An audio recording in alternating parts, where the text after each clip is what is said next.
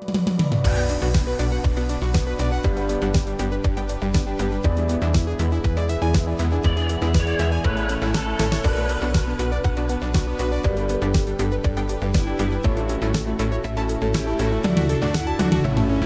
y'all. Welcome back to the Shifting Schools podcast. I'm Trisha Friedman. Jeff is away for this week, but he will be back with us soon. And I think Jeff is going to be super disappointed that he missed this conversation, in part because we talk about play and spreadsheets in the same sentence. I know he would love that. But this week's guest is extraordinary. We are speaking with Acey Holmes, who helps us think about what it means to intentionally craft experiences where we can connect, where we can elevate fun, and we can have some play. I will tell you more about this week's guest after a quick word from our show sponsor.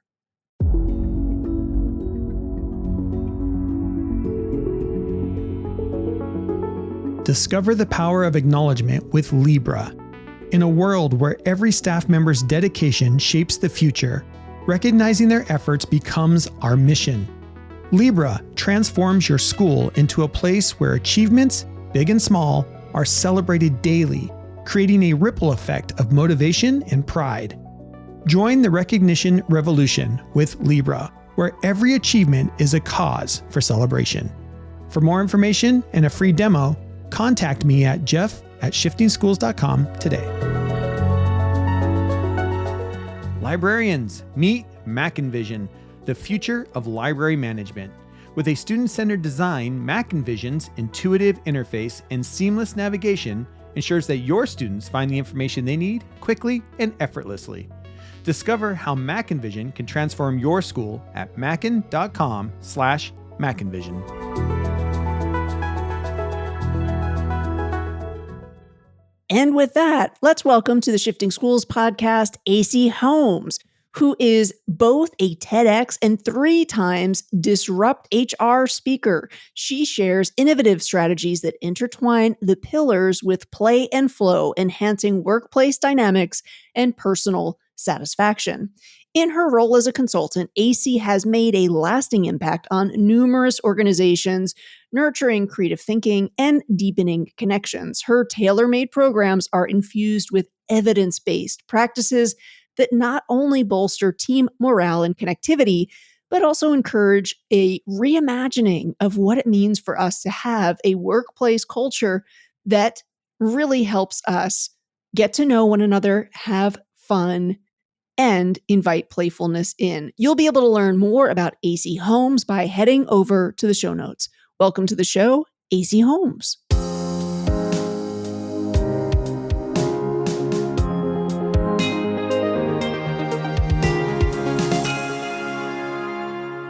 Acey, I'm thrilled to be speaking with you today about your work, about BoredLess. And I'd love to kickstart our conversation by asking you to share what one myth about play is that you hope to debunk and how your work specifically addresses that myth.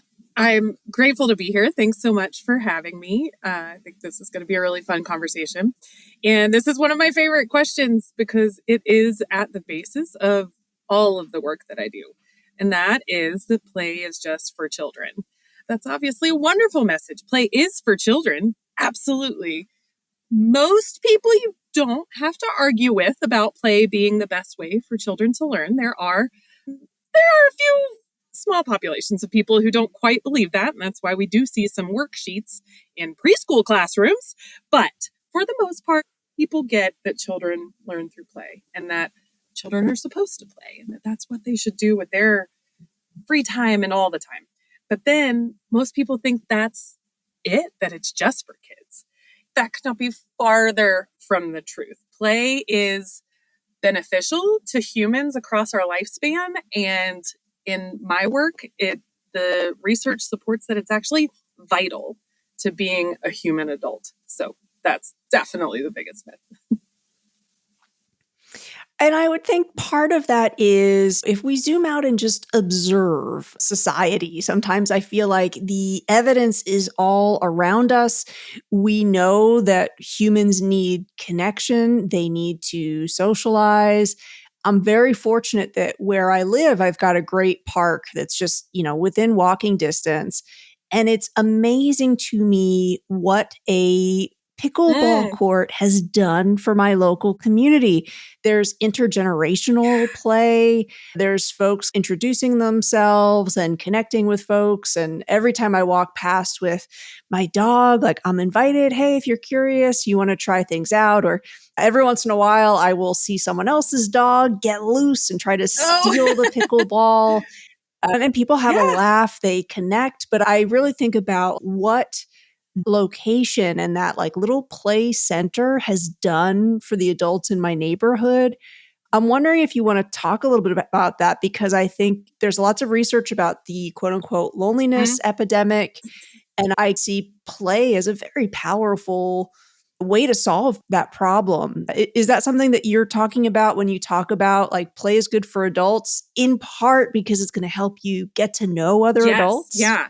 In the past, 10 years or so, the concept of sitting is the new smoking, right, has been a thing. And it's starting to lean into now loneliness is the new sitting.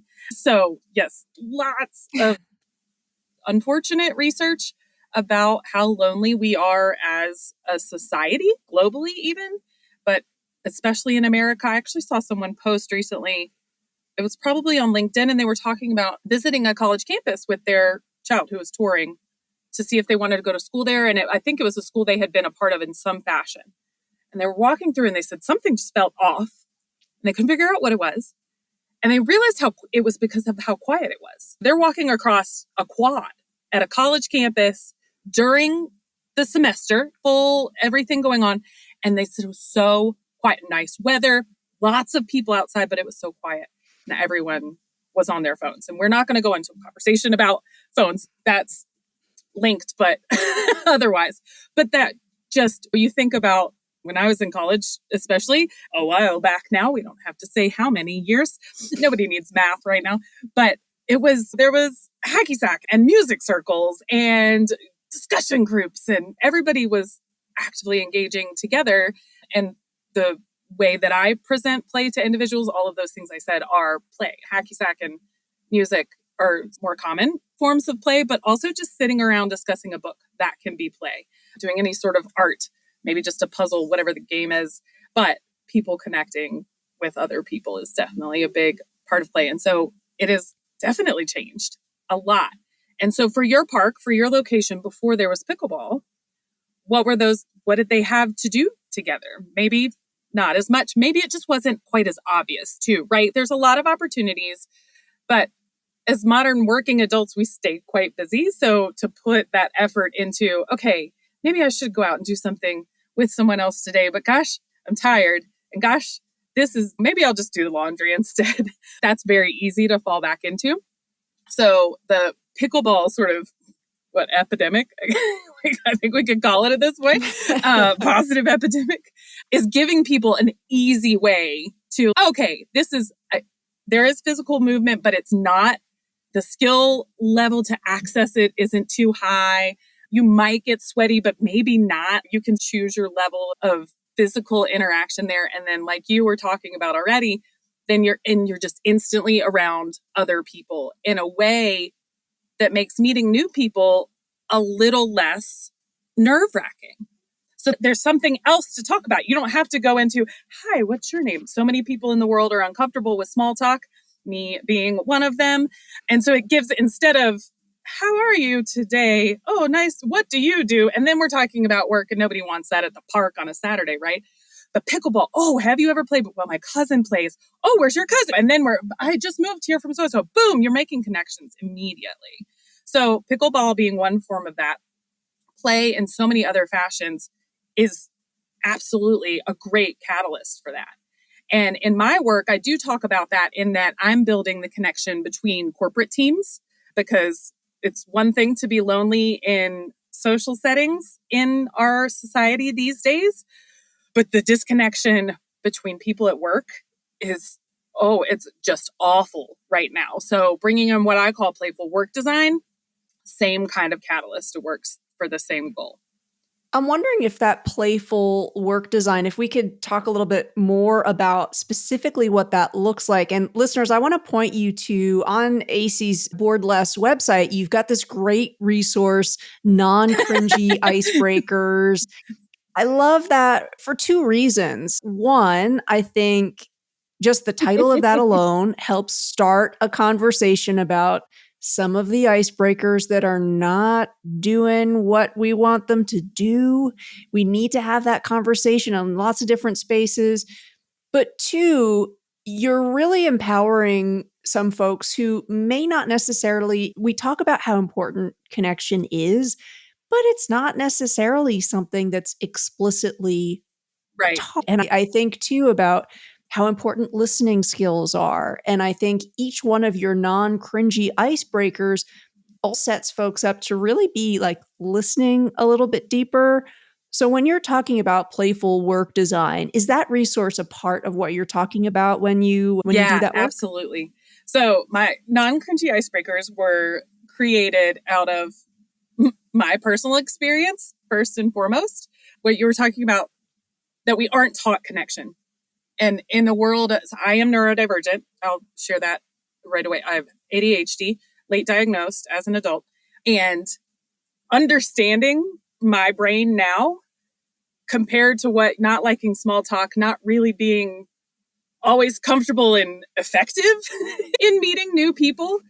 But if you ask people that know me, I'm very extroverted. I'm very friendly. I will talk to a lot of people, but for me, it's very contingent on energy levels and where I am and who is maybe nearby, even if not like fully present. But so understanding, especially seeing now, we're seeing so many more adults start to identify as neurodivergent, and understanding that everyone's concept of having a one-on-one conversation is very different.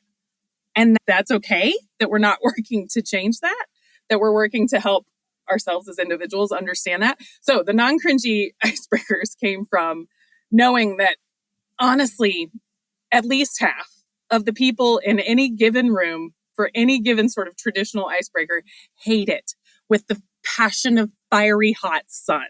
So that's why I created those. But it is actually absolutely a great example of playful work design. So playful work design, talking about designing work, right? So there's a whole field of science that studies job crafting, and that goes into great detail, and it's very scientific, very specific about what's being done. But for me, the concept of it is, let's look at our work, general work, what we've now been doing for over 100 years, really. The corporate professional realm has been the same for 100 years.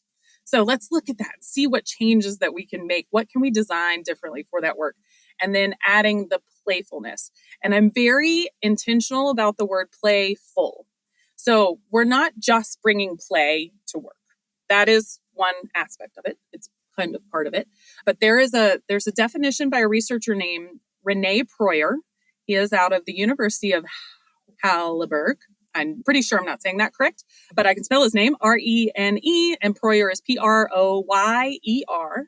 And he has a definition of playful. So he studies personality science, and his definition of playfulness is the ability to reframe any situation to be interesting, entertaining, or stimulating. So playful, fun is not even in the definition. It's not, the word fun is not involved.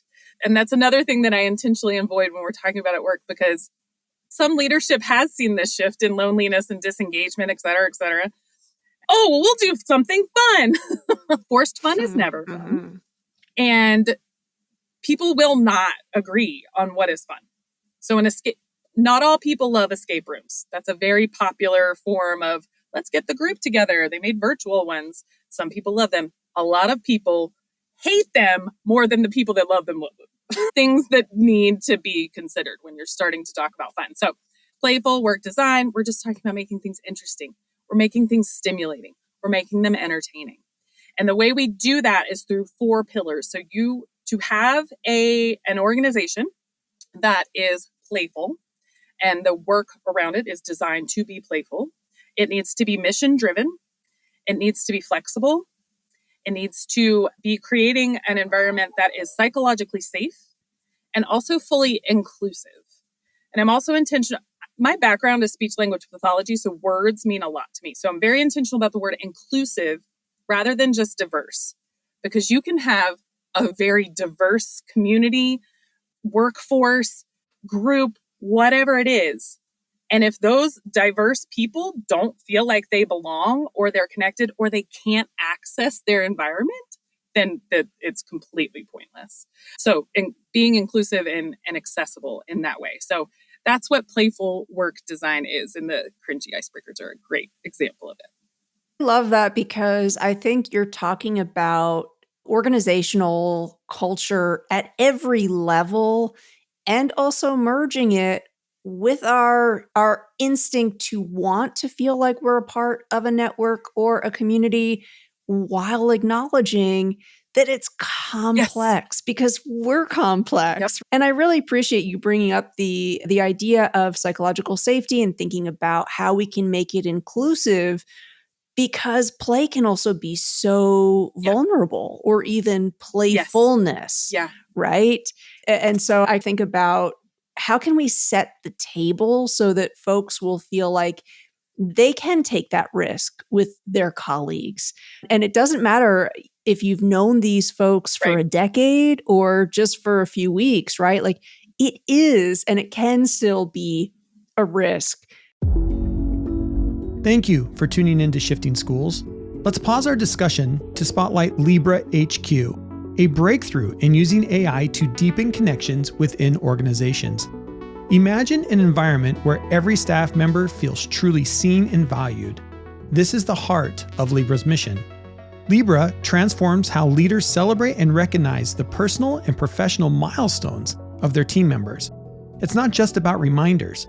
Lebra's AI dives deeper, offering insight into enhanced team cohesion and promote a culture where support and acknowledgement are paramount.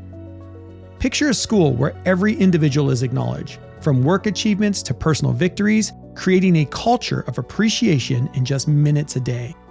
In these challenging times, where the demands on educators have never been higher, Lebra offers a way for school leaders to lead with true empathy and compassion, ensuring every team member feels an integral part of their community's success. Discover how Lebra can revolutionize your school's culture. For a demo, contact me at jeff@shiftingschools.com. Let's build a future where every educator and staff member feels connected and valued. And now, let's get back to our conversation. Can you share sort of one point of advice or even one provocation you have for leaders when you're trying to help them understand? Because I do sometimes think, sometimes leaders are like, everybody feels comfortable here. Everybody could tell me the case, right? That power difference can really be, I think, an obstacle or a barrier. So what is a way that you nudge leaders to really consider that and make sure that you want folks to be able to engage in an activity that's about relationship building and more? How can they better understand what it's going to mean to make sure that people feel like this is going to be okay for me to do? Yes. So I always encourage groups, especially ones there are some signs of disconnect or concern in any of those areas, to start very small. So again, we will bring play, but at what level? So as you mentioned, it can be incredibly vulnerable depending on the type of play. One very common form of corporate play that many of my colleagues that I respect immensely do quite a lot of work in is improv. Improv is, a lot of people think it's not just about comedy. For those of your listeners that might not be quite as familiar, but it's not just about being funny. It's just about being on stage, being maybe not even on stage, but with at least one other person, and just it's just this yes and aspect of there's creativity and there's flexibility and there's communication and it's back and forth and you have to be listening. And so there's a lot of really great stuff to come of it, but it is not easy.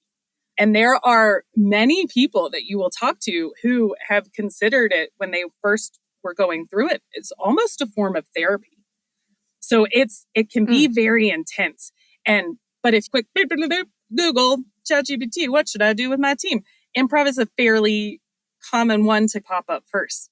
But in my opinion, there's a lot of work to be done before we jump to let's throw people in improv situations. And so we take little baby steps and we do. So I have this sort of concept that I talk about where I say that low stakes play translates to high stakes situations.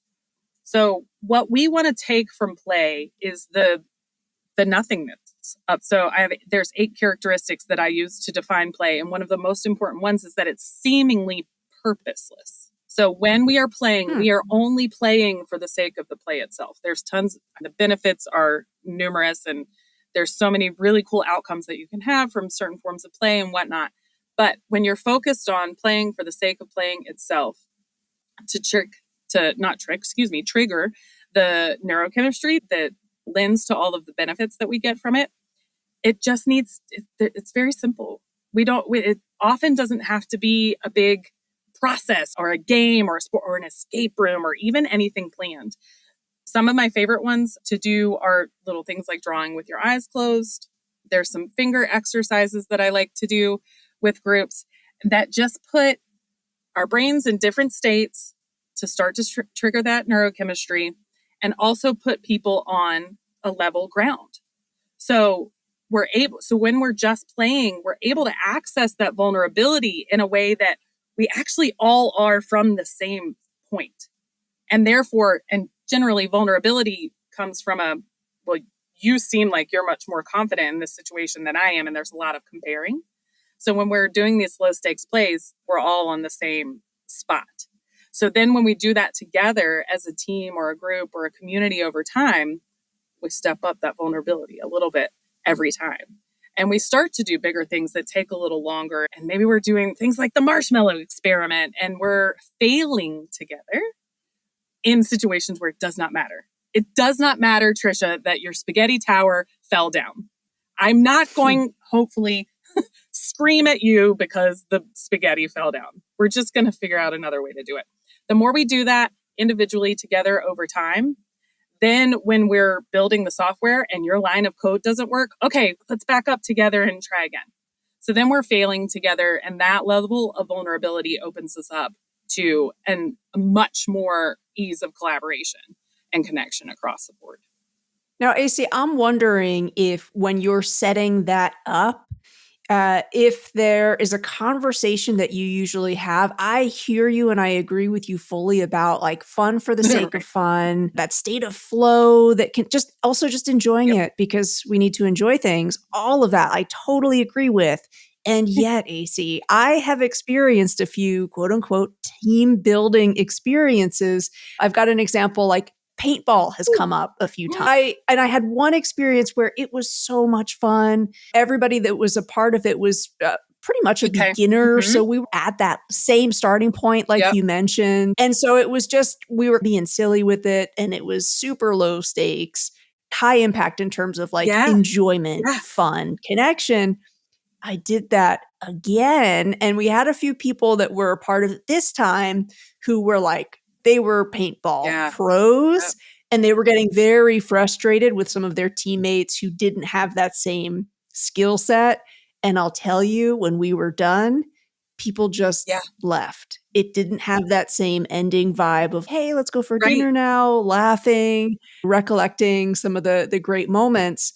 So how do you ensure that second example doesn't happen as much? I know it, but are there a few things that we can do where, as you said, we want to establish we're enjoying this for the sake of enjoyment, and also let's try to think about the community experience rather than just my individual experience? Is there any guidance you have with that? So I lead with, it's going to seem, you're going to go, oh, of course, but I'll talk through it more. Transparent messaging when it comes to this. So for corporate leaders, for any team leaders, doesn't have to just be corporate, schools, nonprofits. When you're crafting these, I highly encourage first just asking your people, doing a quick survey. Hey, has anyone ever played paintball before? Sorry to throw this twist, but I think it's one of the important ones. We could potentially run across someone who's had gun trauma in their life. And maybe that is not something they want to hang out and do. on an afternoon. Oh. And so then maybe you're able to get that kind of input. And then also, yes, I play every Saturday on the weekends. Okay, now we know we have to let me talk to you about, we've had people that have literally never played before, having a one-on-one conversation about that. Maybe set them up to lead the people you teach them rather than, oh, this is going to be outright competition, right? And saying that point, this is another very good point. Generally, because of the way we have been presented things across time, a group given such a task will generally lend towards, oh, this is competitive and I need to win something. Even if that's never said. Right. I was at I did a workshop, I guess maybe it's been 2 weeks now, but very recently, and did the whole thing. We talked about play. Their executive director was amazing. She had just the coolest afternoon for them set up. We worked on it together. We were in this beautiful garden, and she split them into groups. And she said, I wanted them to do some sort of scavenger hunt. So I suggested that it was with the university. I suggested that they find the letters of their university in nature, right? And then it was that, and find something. She gave them 3 or 4 things to find, to go have fun. One group literally ran out the door. And the other groups watched them and they went, are we supposed to hurry? And she said, oh, no, there's no prize. We're not going to win anything. But that group they assumed they would win something. So very clear messaging. When you think you've said enough, you probably haven't. So being very clear, but also back to asking. There will be people on your team who have done really cool things with other teams and groups that will share ideas that we would have never thought of. And so that's a great way to find it. But also parsing through, looking for patterns. What do people enjoy? And then the very crucial part to asking anything is actually listening and then acting on it. And then saying aloud, I heard you all say this, so I made this choice. So I find that to be very effective and something that a lot of us as leaders skip over, not maliciously, just because we think we don't need to, but we do. I appreciate that, Acey. And I think, again, that key word there is crafting. You really do want to be intentional in the setup. So thank you. That's a great reminder. Mackin Educational Resources has once again partnered with us for our summer mini-series. Thank you to Mackin for continuing to be a partner of the Shifting Schools community. Their new product, MackinVision, is the future of library management. Created with your students' need at the forefront, MackinVision offers a user-friendly interface that simplifies navigation, making it easy for students to find what they need. This state-of-the-art system includes features like intuitive browsing, secure multi-level access, multimedia searching, and whole school rostering. Additionally, it has a teacher library portal, aggregated dashboard, live analytics, and centralized reporting. MackinVision is designed to streamline your school's library operations. Learn more about how MackinVision can benefit your school at mackin.com/MackinVision. Schedule your free demonstration and experience the future today. Your energy is just palpable, listeners. You don't have the visual experience for this conversation, but I'm sure that's coming through just in the audio. And I'm willing to bet that play is useful to you personally, professionally. To what extent do you think you're only able to do the work that you do because you personally make time for play? I think a big part of it probably comes from my own journey of figuring it out and the reason that I started to study this in such detail. So I mentioned already, I have a clinical background. I was a speech language pathologist. I was a teacher of the deaf before that.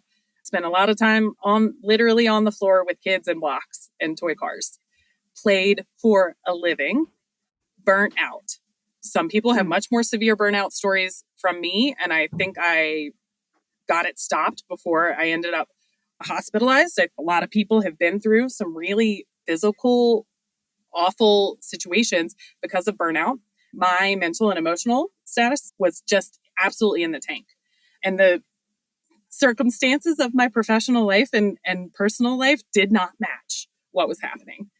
And it was almost on accident that I discovered this whole process, the one ADHD for one, my brain following multiple rabbit paths all at one time. And just going out to try something new and tried to get into the toy industry, started really digging into toys and play and hold on a second, wait a second, what's going on in the world? And just starting to connect the dots and figure all of that out. Then falling into the research about flow from me-hi Csikszentmihalyi's standpoint and really putting all of that together.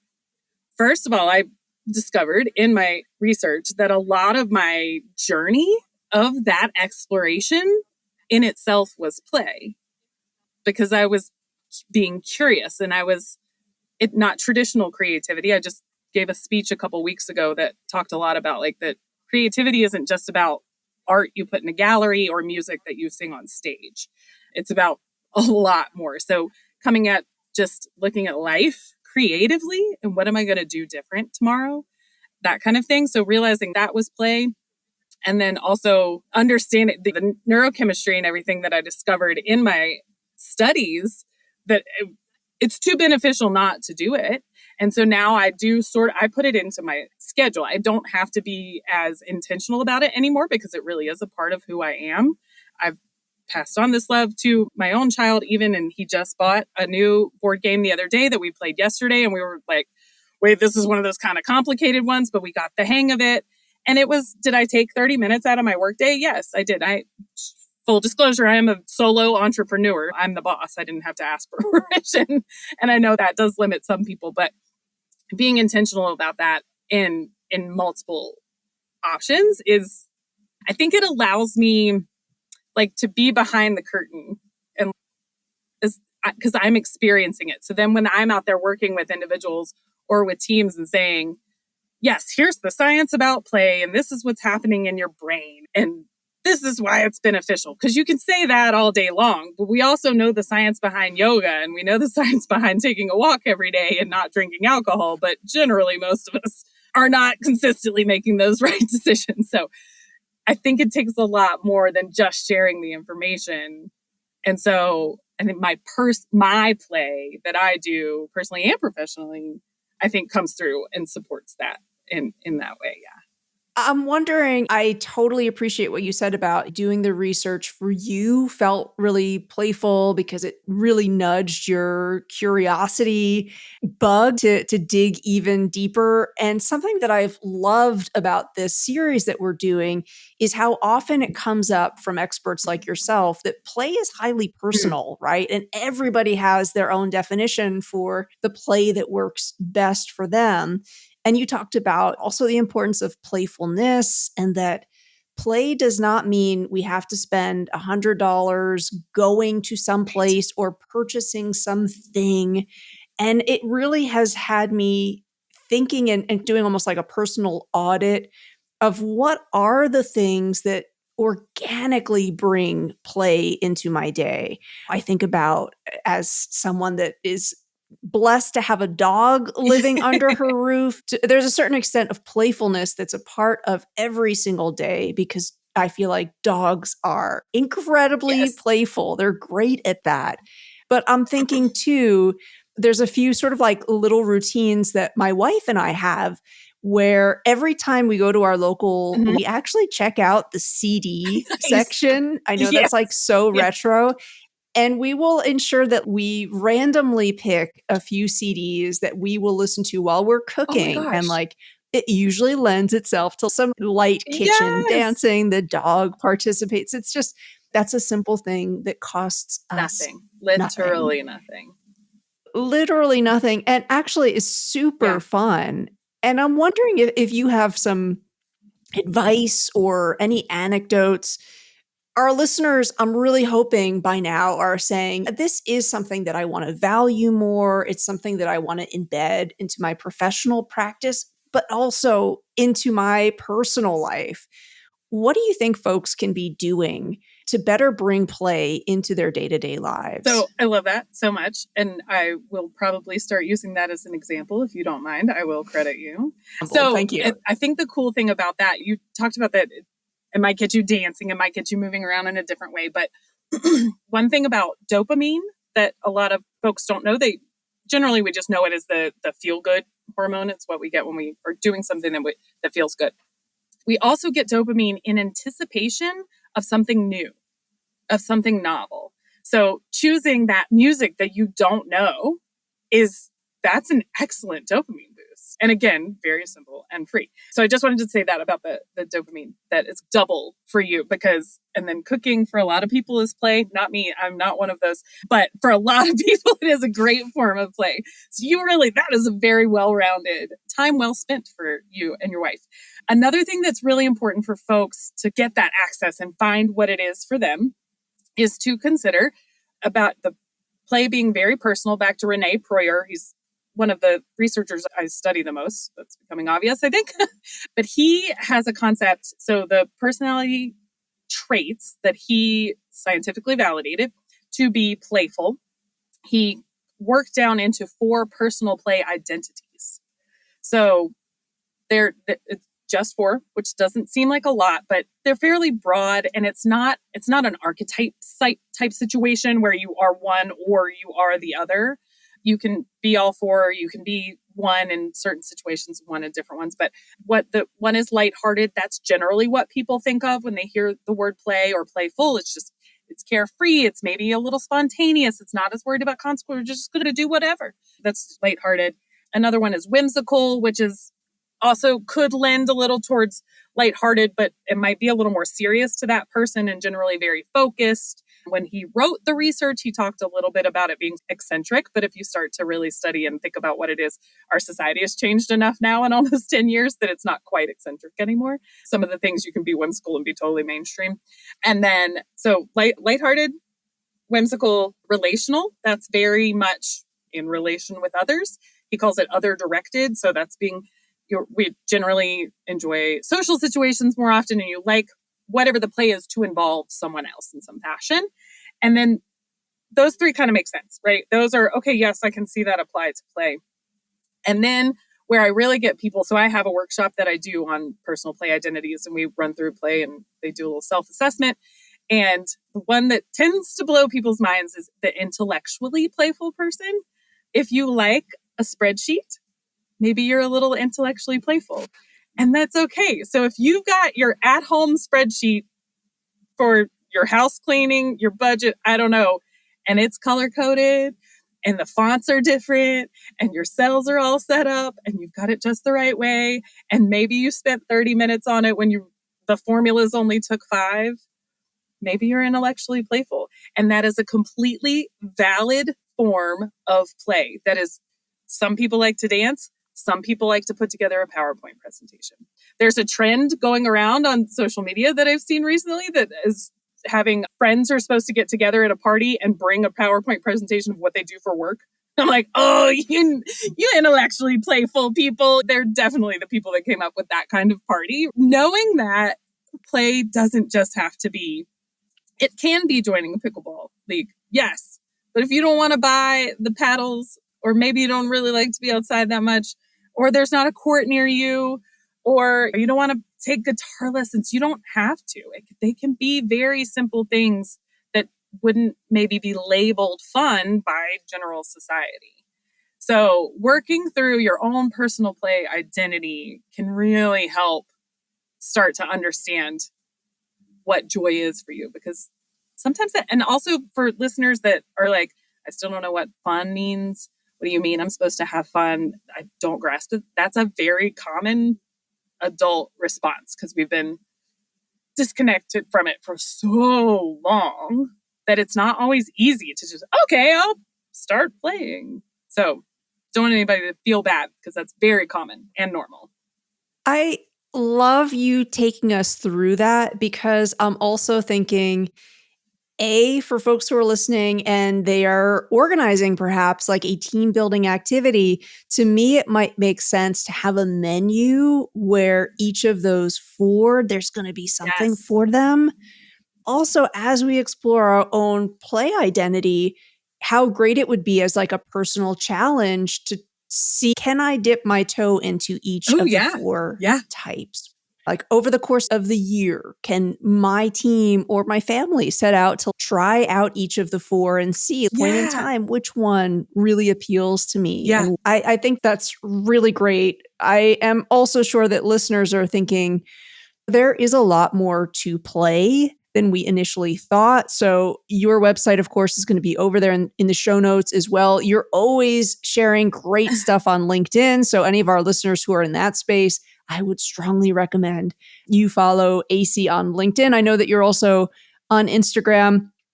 Anything else that you would love listeners to know if they're thinking, we need Acey to come and talk more with us? Anything else that you'd like them to know in terms of connecting with you and what you can offer to schools? Yeah, so my website is definitely that. I lead with intellectually playful. So when I decided to start this company, I spent way too many hours on my own website, having never done that before. And I loved every second of it. Could I have paid someone to do it? Absolutely. But I really enjoyed that experience. And I stay on top of it over time. And it's definitely not professional web design worthy, but it's mine and I've enjoyed it. But I do feel like it's fairly comprehensive because ADHD over communication and sharing is there. So yeah, the website is a great place. I have a few digital products that are available, and there's a link at the bottom that says store. But my favorite thing is this, just talking to people and helping them understand play.